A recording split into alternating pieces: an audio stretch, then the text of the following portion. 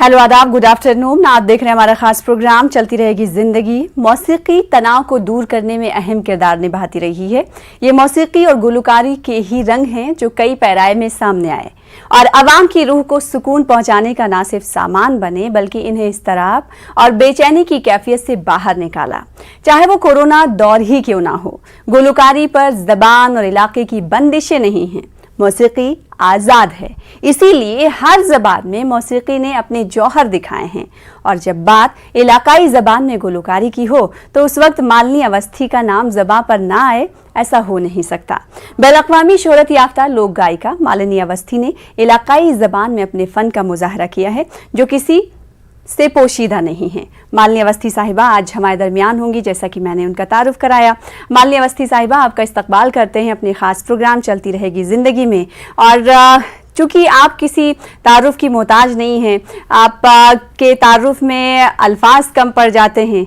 आपके तारुफ में किन अल्फाज का सहारा लें ताकि उसकी अदायगी हो सके, ये हम छोड़ देते हैं नाजरीन पर और जो देखने वाले हैं उन पर। और फिर उसके बाद शुरू करेंगे किताब के उन वरक को पलटने की कोशिश करेंगे जिनको जानने की सभी को ज़रूरत है और साथ ही जानना लोग चाहते हैं। मैं यहाँ पर एक बात करना चाहती हूँ, चूँकि आपकी पहचान जिस तरह से है, लोग जानते हैं लोक गायिका के तौर पर, फोक सिंगर के तौर पर, लेकिन कई गज़लें भी आपने गाई हैं जिसमें से एक अभी सुर्खियों का मौजू बनी हुई है, बहस का मौजू बनी हुई है। ज़िंदगी से यही गिला है मुझे गज़ल अहमद फराज साहब की है जो कि आप पर फिल्माई गई है और आपने उसको आवाज़ दी। तो सबसे पहले मैं चाहती हूँ कि नाज़रीन के सामने उस गज़ल को पेश कर दूँ, फिर उसके बाद बातचीत के इस सफ़र की शुरुआत की जाए। इस गज़ल के पीछे मकसद क्या है फिल्माने के, ये तमाम चीज़ें, इस पर बातचीत होगी। और जैसे कि मालिनी अवस्थी साहिबा का तारुफ हम कुछ देर पहले करा चुके हैं। मालिनी अवस्थी साहिबा, आज आपकी और हमारी मुलाकात एक ऐसे वक्त में हो रही है जब आज हम सब मगमून हैं, गम में हैं, क्योंकि एक बड़े अदाकार हमारे दरमियान नहीं रहे। दिलीप साहब का जाना जाहिर सी बात है बहुत बड़े खसारे के मानंद है। अदाकार और मौसीकी और गुलकारी का इन तमाम लोगों का चोली दामन का साथ रहता है। ऐसे में एक अदाकार के जाने के बाद एक गुलकार कैसा महसूस करता है, हम जानना चाहते हैं कि सबसे पहले आप अपने अल्फाज के ज़रिए अपने जज्बात और एहसासात का इजहार करें।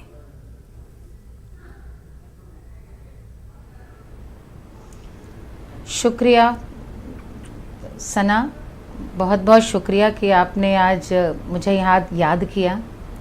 और वाकई अपनी गज़ल पे या आगे हम कुछ भी बात करें उससे पहले आज बहुत बड़े अफसोस की बात है कि ये एक इतना बड़ा एक नुकसान हुआ है, मैं कहूँगी पूरी कला जगत का, हिंदुस्तान का, तमाम फ़नकारों का। क्योंकि हमारे बीच में से एक ऐसी शख्सियत उठ गई हैं जिन्होंने मैं कहूँ कि अदाकारी कैसे की जाती है उसकी बुनियाद रखे। जैसे उस्तादों से हम लोगों ने तालीम ली है, मेरे ख्याल में तमाम पीढ़ियां हैं इस बात की गवाह, अदाकार जिन्होंने उनसे mannerism, method acting, dialogue delivery, कैसे अदायगी, तलफ़ुज़ कैसा हो, कहाँ ज़ोर देना है, कहाँ पर कम, ये सीखा। और ये ऐसे समय में और भी ज़्यादा ज़रूरी हो जाता है कि नई पीढ़ी के लोगों के लिए जो इस प्रोग्राम को देख रहे हैं, बिल्कुल वो इस बात को समझें कि उनके वो एक मैं कहूँगी कि इंफॉर्मेशन टेक्नोलॉजी का जो एक क्रांति का वक्त है, ऐसे समय में उन्होंने जन्म लिया है। नई नस्ल की बात कर रही हूँ।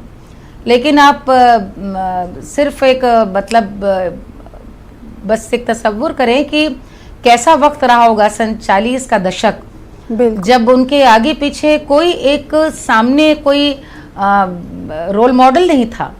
और उस समय ऐसे में दिलीप कुमार साहब अपनी खुद की इबारत गढ़ते हैं, अदाकारी कैसे की जाती है, लफ्ज़ों को कैसे बोला जाए, मोहब्बत है, दुख है या कॉमेडी सीन्स हैं, वो कैसे किए जाएं। और हमेशा के लिए वो एक टेक्स्ट बुक बन गए लोगों के लिए। तो उनका जाना बहुत बड़ा नुकसान है। मैं सना ये ज़रूर बताना चाहूँगी और दिलीप साहब को इस तरह याद करना चाहूँगी कि हमारी माँ क्योंकि मैं उम्र के उस दौर में हूँ कि हमारी माँ वगैरह ज़बरदस्त फ़ैन थी जी। तो बचपन की जो फिल्में थी, अमर, जुगनू, दीदार, कोहिनूर, अंदाज, ये सब हम लोग देख करके बड़े हुए। तो उनकी जो एक मल्टी फेसेट पर्सनैलिटी थी एज एन एक्टर जी, उसे मैंने खूब देखा क्योंकि माँ उनकी बहुत बहुत बड़ी फ़ैन थी। और जब अब हम लोग गाते हैं, सीखते हैं, और जैसा आपने अभी गज़ल की बात करनी थी जी, जब हम अदायगी उसकी देते हैं, कोशिश करते हैं कि वो जो बात शायर ने कुछ सोच के कही है जी, हम भी उसको ऐसे कहें कि वो हर एक को अपनी बात लगे। बिल्कुल। ऐसे समय में हम ज़्यादा कद्र कर पाते हैं दिलीप साहब जैसे किरदारों के कि बहुत बड़ी बॉडी ऑफ वर्क है उनका। और मैं वाकई उनको आप अपनी आवाज में उनको देती हूँ। श्रद्धांजलि अगर देना कलाकारों को तो एक ये ताजी क़ीदत देना चाहें मालिनी अवस्थी साहिबा।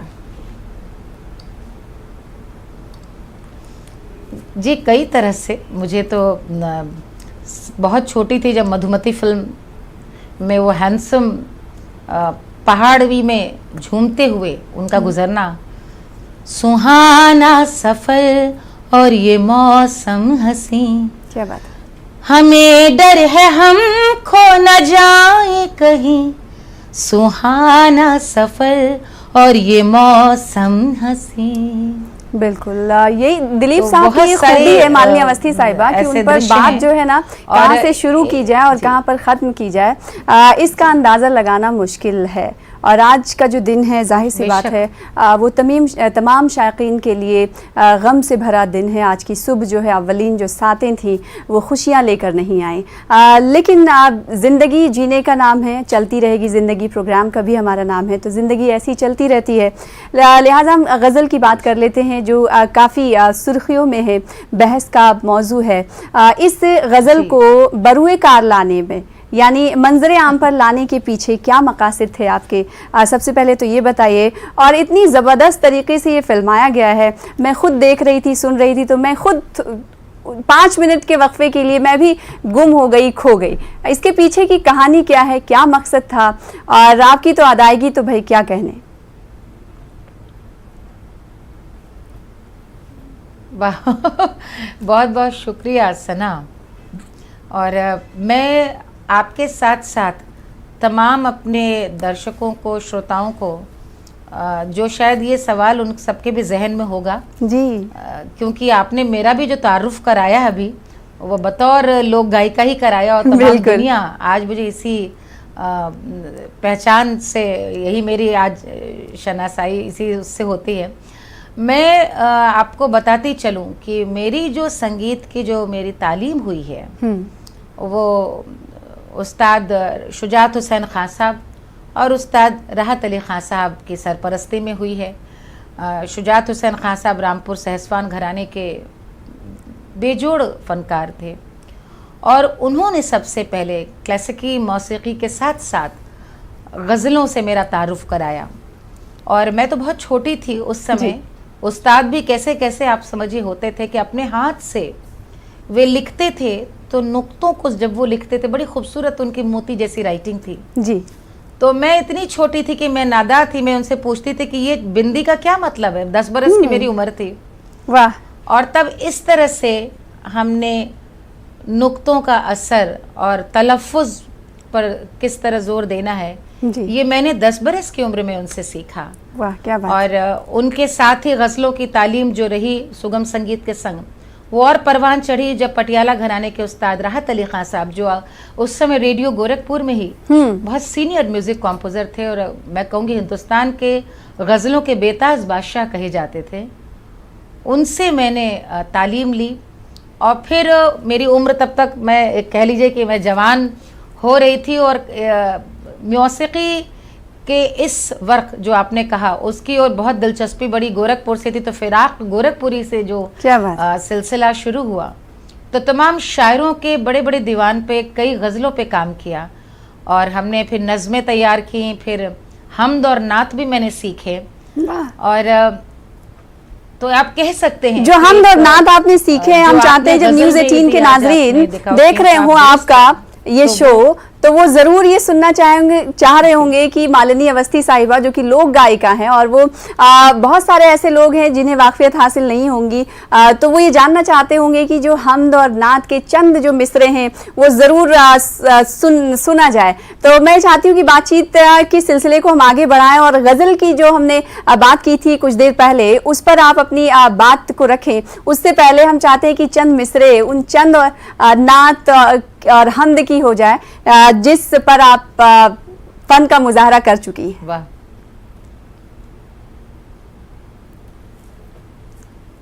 बेशक।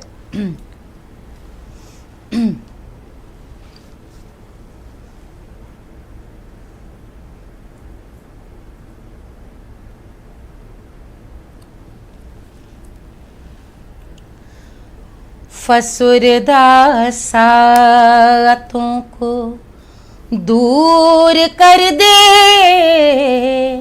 फसुरदा सातों को दूर कर दे,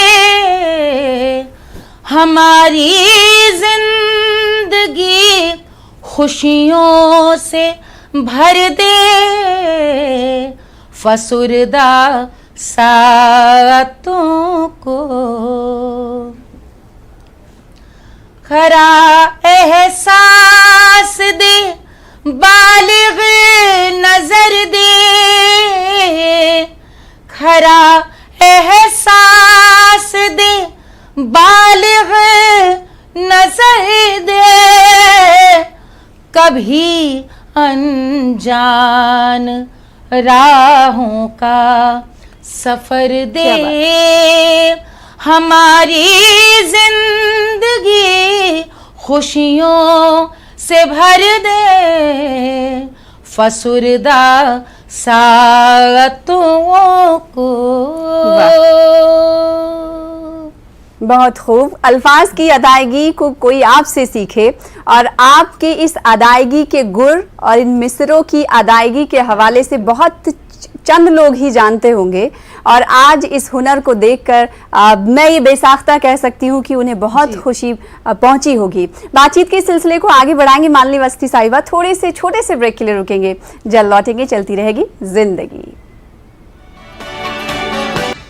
वेलकम बैक। आप देख रहे हैं हमारा खास प्रोग्राम चलती रहेगी जिंदगी और आज के इस प्रोग्राम का हिस्सा आप भी बन सकते हैं। टीवी स्क्रीन पर नंबरात फ्लैश हो रहे हैं, नंबरात को डायल करें, हमसे जुड़े और मालिनी अवस्थी साहिबा चूँकि आज हमारी ख़ास मेहमान हैं तो उनसे अभी आप बातचीत कर सकते हैं। जैसा कि वो किसी तारुफ के मोहताज नहीं, हम बार बार ये कहते हुए आ रहे हैं, जाहिर सी बात है इतनी मशहूर शख्सियत हमारे दरमियान है जिन्होंने लोक गायकी की पहचान एक अलग अंदाज में कराई है और आज हम उनके गज़ल की बात कर रहे हैं जिसे उन्हें आवाज़ दी है और इस गज़ल के पीछे की कहानी लोग जानना चाहते हैं मालिनी अवस्थी साहिबा कि क्या है और प्रेसिडेंसी को इस तरह से बरूए कार पर नहीं लाया गया, फिल्माया नहीं गया, बड़ा खूबसूरत मंजर भी है।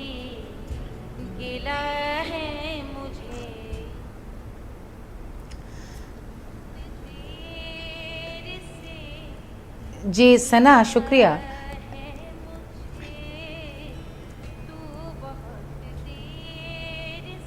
मालिनी साहिबा, आपको आवाज़ मेरी मिल रही है? जी बिल्कुल मिल रही, मैं बोलूं? जी आप बोल सकती हैं। आप इस गज़ल को फिल्माने के पीछे मकसद क्या था?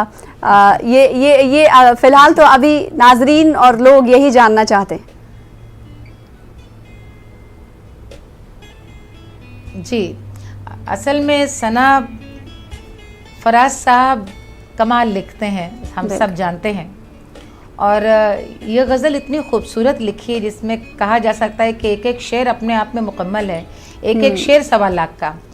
और बहुत पुरानी बात है, जब ये मैंने गज़ल पहली बार 90 के दशक की बात होगी, मेरी जब आँख के सामने आई तो मुझे लगा कि मैं अपने शौहर के लिए इससे बड़ी चीज़ नहीं नज़र कर सकती। मैं उनके लिए कहूँगी कि ज़िंदगी में से यही गिला है मुझे, तू बहुत देर से मिला है मुझे, हम सफ़र चाहिए हुजूम नहीं, एक मुसाफिर भी काफ़िला है मुझे।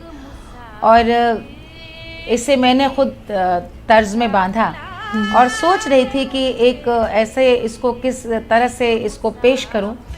और मुझे हमेशा ये लगता रहा है कि हम चाहते हैं कि उस गजल की जो तस्वीर है उसे एक विंडो में रखा जाए, जो बात शायर ताकि जो देखने वाले नाज़रीन हैं वो कनेक्ट हो सके कि हम किसकी बात कर रहे हैं। पीसीआर एक विंडो में गजल। तो जब इस गजल को जब मैंने गाया तो ये बड़े, तो इसको गाने के समय हमने एक लाइव इसको हमने रिकॉर्ड करा और हमने इसमें जो ट्रेडिशनल साज हैं, हारमोनियम तबला न रख करके आज के जो साज हैं और मिनिमल, उसमें एक वायलिन, एक कीबोर्ड, एक गिटार, 3 चीज़ें रखी और लाइव इसको गाया एक बार में, ताकि उसका एहसास मरने ना पाए। और जब ये आ गया तो मुझे लगा कि इसका पिक्चराइजेशन होना चाहिए। और लखनऊ से खूबसूरत मुझे लगता है कोई शहर नहीं दुनिया में। और रेजिडेंसी ख़ासतौर पर बारिश के समय इतनी हरियाली और इतना खूबसूरत वहाँ पे, मुझे इस बात की खुशी है कि इसको जब लोग गज़ल को देखेंगे बार बार तो शायद वो भी कहेंगे कि इस तरह से रेजिडेंसी को कभी पिक्चराइज नहीं किया गया। बिल्कुल, हमने बाकायदा ASI से परमिशन लेकर के इसको शूट करवाया। ये ख्याल कैसे आया? क्योंकि मैंने भी कुछ देर पहले आपसे कहा मालिनी अवस्थी साहिबा कि इस तरह से रेजिडेंसी को फिल्माया नहीं गया है। आपको ये ख्याल कहाँ से आया कि आप जाएं और वहां पर इस मकाम को कैमरे में कैद करें?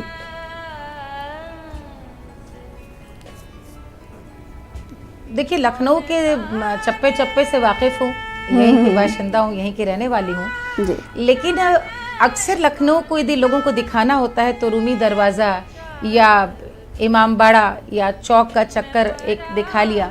लेकिन मेरी रिहाइश रही है बलरामपुर अस्पताल में, जो बिल्कुल रेजिडेंसी से लगा हुआ है।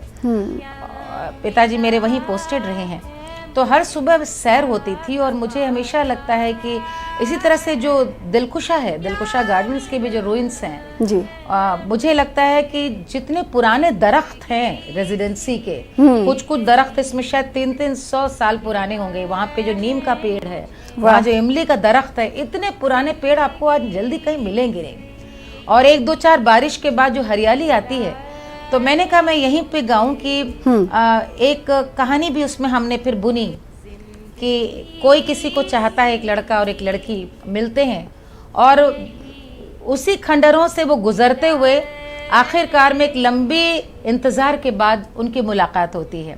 तो ये गज़ल मैंने सोचा कि हर किसी के लिए कोई ना कोई कह सकता है, अपने अच्छे दोस्त के लिए कह सकता है, अपनी किसी मोहब्बत के नाम कर सकता है कि यही गिला है। और उसका बड़ा खूबसूरत शेर है कि कौन जाने चाहतों में फराज, क्या गवाया है क्या मिला है मुझे। तो बहुत खूबसूरत शेर एक से एक, और बस लगा कि इसको मैं लेकर आऊं। और लेके आने के पीछे मकसद भी ये था कि ये हमारी अपने उस्तादों के लिए एक प्रणामी भी है मेरी, जिन्होंने इतने आदर और इतने इत्मीनान, चैन और मोहब्बत के साथ हमें सिखाया है। उनकी रूहें भी खुश हो रही होंगी। ये बहुत सारे काम है। इसके बाद एक फैज़ साहब की दोनों जहान तेरी मोहब्बत में हार के वो जा रहा है कोई शबे गम गुजार के, कई गज़लें हैं जो हम लोग इसके बाद लेकर आपके साथ। जी, हम सब मुंतज़िर हैं और दुआ भी आपको देते हैं। हालांकि आप तो हमारे बड़े हैं, हमें दुआ आपकी तरफ से दुआ का दरकार होनी चाहिए।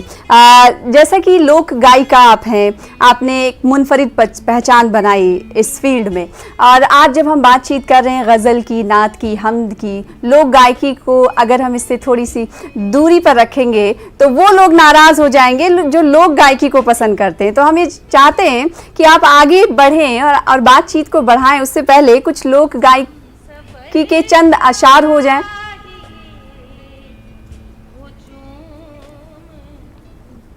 आपको मैं एक बात यहाँ पर कहना चाहूँगी, बताना भी चाहूँगी। आपने मेरे तारुफ कराते हुए कहा कि जिनकी आवाज़ में इलाकाई खुशबू है, आपने मेरा जो तारुफ कराया उसमें ये शब्द कहे। मैं बताऊँगी कि जो हमारे यहाँ पे जो कस्बाई अदब है जी, उसमें जिस प्रकार की रचनाएं लिखी गई, गढ़ी गई, वो बड़ी कमाल की हैं। मतलब हम यदि हज़रत अमीर खुसरो साहब का ही यहाँ पर जिक्र करें तो उनकी बॉडी ऑफ वर्क से मुतासिर ऐसा काम हुआ है। मैं आपको जैसे कि एक नज़्म सुना रही हूँ जी, जो रफ़ीक उन्होंने इसे लिखा है, और आषाढ़ पे है, आषाढ़ का महीना चल रहा है। हाँ। और मुझे अफसोस अब इस तरह की चीज़ें गाई नहीं जाती, मौसमी चीज़ है ये जी। और मेरे ख्याल में चूँकि मौसीकी के कदरदान जुड़े होंगे इस प्रोग्राम से तो खुश होंगे। बिल्कुल। आप सुने और फिर आपको उसके आगे एक और चीज़ इसे जुड़ी हुई बताती हूँ। बिल्कुल शाद। आषाढ़ आया पिया आए नहीं घर, गमे दूरी से दिल अपना है मुज़्तर। क्या बात है। सखी बरसात का मौसम है आया, फलक पर हर तरफ बादल है छाया, गरजता है कड़क कर जब के बादल, मैं तन्हाई से हो जाती हूँ बेकल। क्या बात है। झड़ी बरसात की बेढब लगी है, मुझे रोने ही रोने की पड़ी है, मेरी किस्मत में है आंसू बहाना, तड़पना आह भरना तिल मिलाना, सताता है मुझे दर्द जुदाई, सताता है मुझे दर्द जुदाई, को जाए रफ़ीक़। क्या बात है। मन को जाए आषाढ़ आया। क्या बात। पिया आए नहीं घर। मौसीकी और गुलकारी की ख़ास बात यह है कि जब कोई गुनगुनाता है तो मन नहीं करता कि उन्हें बीच में रोका जाए, और हालांकि हम सब वक्त के बंधन में बंधे हुए होते हैं, लिहाजा वक्त हमें इजाज़त नहीं देता। कई सारे सवालात हैं, कई सारी और बातें हैं, ज़िंदगी के और औराक को माजी में जाने की कोशिश करने की हमने शुरुआत की थी, लेकिन वक्त इसकी इजाज़त मालनी अवस्थी साहिबा नहीं देता। फिर कभी मिलेंगे, बहुत सारी बातें होंगी। बहुत बहुत शुक्रिया न्यूज़ 18 उर्दू को वक्त देने के लिए और अपना अंदाज़ बयां, अंदाज़ गुफ्तगू और अपने अंदाज़ को हमारे इस प्लेटफॉर्म पर पेश करने के लिए। फ़िलहाल इसी के साथ मुझे दीजिए इजाज़त, फिर होगी मुलाकात, चलती रहेगी ज़िंदगी। आदाब।